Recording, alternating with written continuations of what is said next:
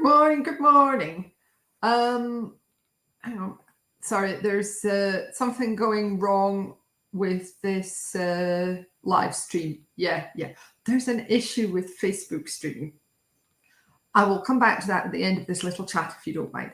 Anyway, great to see you. Here I am, lights on, it's dark, it's 8 o'clock in the morning, and we're, a week away from the shortest day? It really is that lousy weather. But I do hope you're safe and well, because of course that is the most important thing. So what we got for you this week? Well, first of all, it was the Chemical Regulation Self-Help Group meeting on Tuesday, which was fantastic.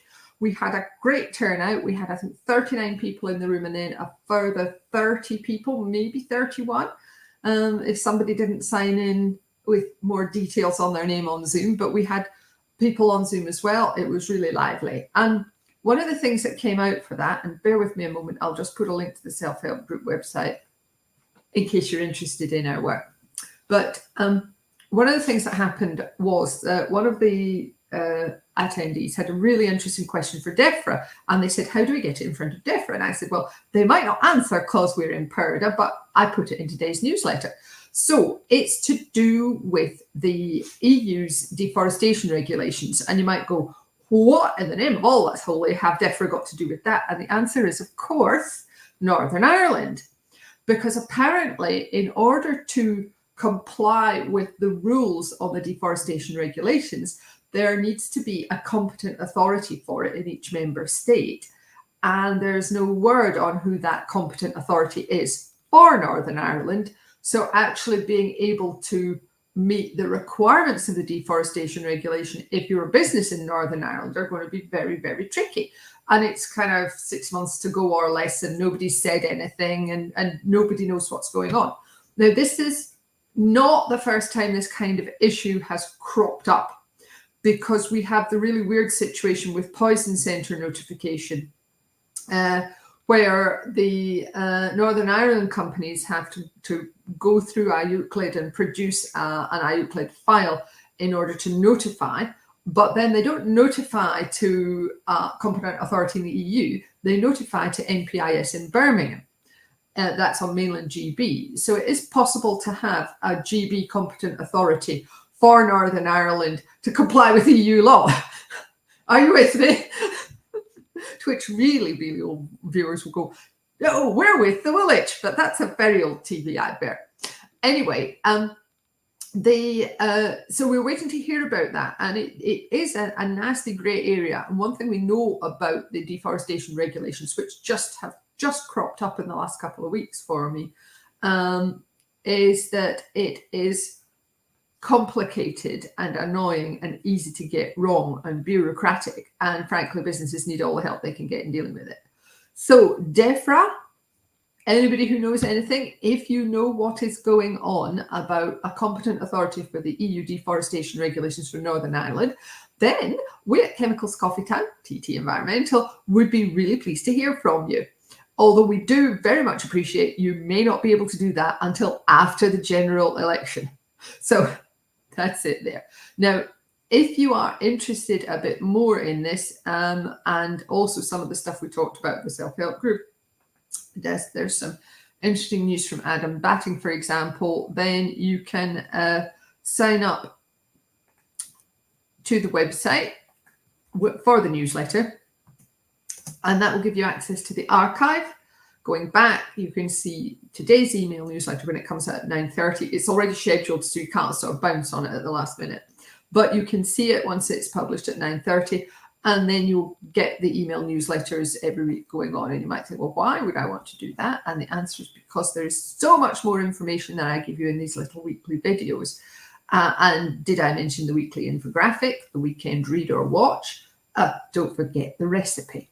So that's the sign up link going in just now.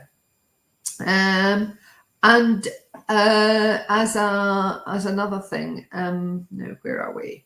What was I going to talk about next?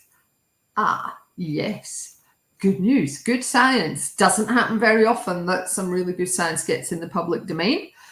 And for once, we have some genetic research on Crohn's and IBD, which, I keep typing IBC. No, inflammatory bowel disease, not intermediate bulk container.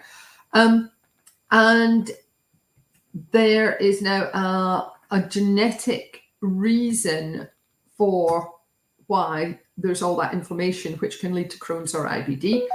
This may or it may not give rise to treatment, but we hope it will. So I've just put the link to the research there. And again, in today's newsletter, there's links to Crohn's charities and things like that if you or a loved one are a sufferer. So yeah, it's a nice piece of work. And I commend it to everybody, because we, like I say, we don't always see good science publicly available. So yeah, it's nice. So what about reasons to be cheerful? Well, we have got some more Monty.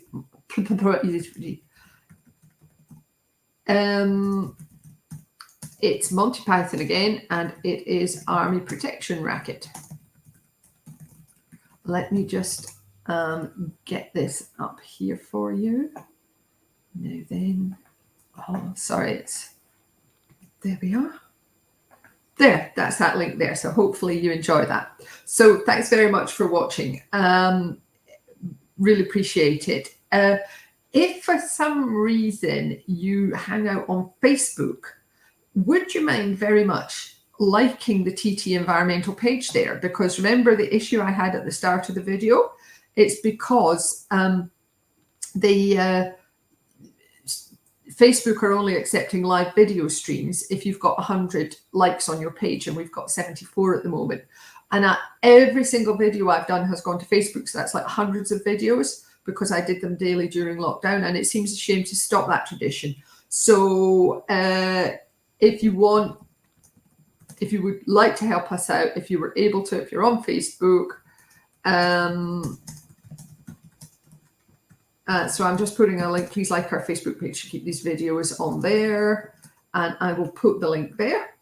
That would be super helpful. Thank you. And it's literally only just happened this morning that I've had the warning message and everything. So that's it for me for today. I hope you have a great day. I hope the weather improves, although Mike tells me, looking at the weather astrologers' forecasts, how do they do it? Is it still reading the entrails of a chicken, or are they watching the directions of birds flying? Because that would be about as useful. Anyway, apparently we are supposed to have rain for a few more days. So I hope the weather is better where you are. And I look forward to chatting to you again next week, if the good Lord spares us. Take care of yourselves. Bye.